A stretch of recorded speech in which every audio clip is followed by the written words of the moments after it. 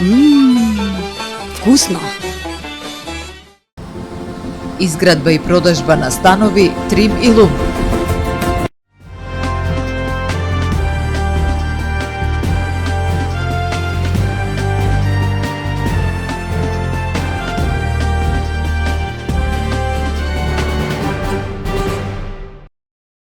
Летната сезона во Охрид започнува со внимателен оптимизам кај туристичките работници, но и со јасни предизвици кои ја обликуваат годинешната слика. Хотелиерите очекуваат стабилни движења, со поголем интерес на туристи од соседните земји, но и со промени во навиките на странските гости поради поскапувањата и инфлацијата во светски рамки, глобалните случувања, војните и зголемената економска неизвестност дополнително влијаат врз туристичките текови, особено кај гостите од подалечните дестинации, кои се почесто ги намалуваат патувањата или се одлучуваат за пократки престои. Според Хотам, во изминативе години се забележуваат промени во динамиката на резервациите, но и постепено стабилизирање на одредени пазари. Во претходните 2 години има некој мал пад на резервации, но очекуваме дека ќе има и промени во однос на тоа, дека од околните држави, од поблиските држави ќе имаме повеќе гости, така да очекуваме можна бројка да направиме наноќевања од минативе 2 години. Или со мал пад, значи може малку да помалце да има ноќевања. Подалечните дестинации се потешко достапни поради високите трошоци за патување и општата економска состојба, така што туристите оваа сезона ќе избираат поблиски дестинации. Самиот превоз е многу скап, значи кога би стигнале гостите до тука, испаѓа да остануваат и по 2 или 3 недели да им биде све исплатливо и поевтино. Но толку време нема никој денеска. Сите се на кратки посети, максимум една недела и си одат. Така да има повеќе причини, но една од главните причини е поскапувањето на нафтата и нестабилноста, нели нон-стоп те има војна, слушаме само негативни вести од светот и од околината. Хотелиерите сепак се надеваат дека летната сезона ќе биде успешна. Туристи на брегот на Охридското езеро ќе има од традиционалните пазари Холандија, Англија, Полска, но и голем број од земјите од соседството. Со 59 гласа за и 9 против, собранието синоќа го поддржа предлог законот за игрите на среќа и забавните игри со кои се предвидуваат построги правила за работењето на приредувачите на игри на среќа и засилени мерки за заштита на граѓаните. Со предложените измени се предвидува казината и објектите за игри на среќа да не можат да бидат лоцирани на растојание помало од 500 метри од основни и средни училишта.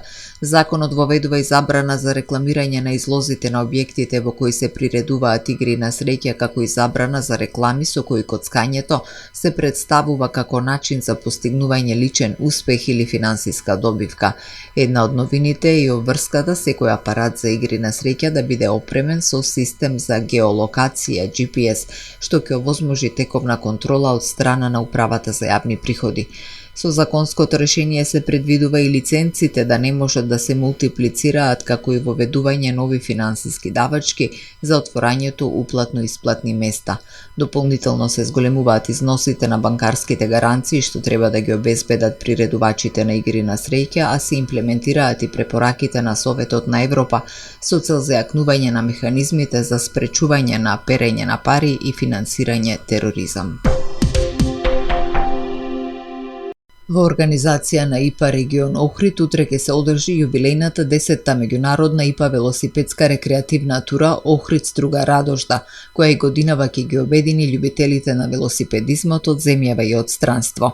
Стартот е закажан за 8 часот од градското пристаниште во Охрид. Учесниците ќе се движат по Охридскиот кеј и по стариот пат кон Струга, покрај брегот на Охридското езеро се до туристичката населба Радожда.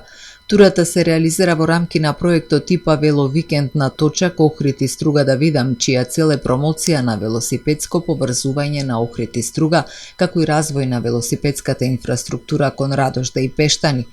Од ИПА Охрид подсетуваат дека уште од 2016 година се залагаат за изградба на безбедна и функционална велосипедска патека меѓу двата крајезерски града, оценувајќи дека ваквите проекти се важни за туризмот, велосипедизмот и одржливата мобилност. Председателот на управниот одбор на ИПА Охрид Стефан Димовски истакнува дека целта е да се поттикне поширока поддршка за изградба на современа велосипедска мрежа и подобри услови за движење на велосипедистите во регионот. По тој повод ИПА Охрид упати повик до сите своји членови, велосипедски клубови, сите граѓани и рекреативци да се приклучат на јубилејната тура и заеднички да испратат порака за потребата од подобра велосипедска инфраструктура во Охридско-Струшкиот регион. Секторот за внатрешни работи Охрид поднесе кривична пријава против 43 годишно лице од охридското село Лескоец поради сомнение дека сторило кривични дела бесправно градење и узурпација на недвижности. Пријавениот на катастарска парцела во државна сопственост во селото Трпејца неовластено изградил индивидуална семејна куќа без одобрение за градба издадено од надлежен орган, информираат од СВР Охрид. Надлежните институции преземаат понатамошни мерки за расчистување на случајот. Специјалистичка биохемиска лабораторија и ординација Сонце ви донесува метео.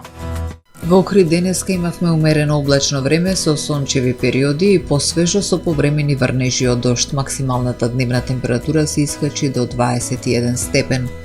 Утре во Охрид времето ќе биде сончево со мала до умерена локална облачност, ќе дува слаб до умерен ветер од западен правец. Утринската температура од 10 степени, а максималната дневна до 22 степени. Температурите во Македонија утре во интервал од 6 до максимални 28 степени.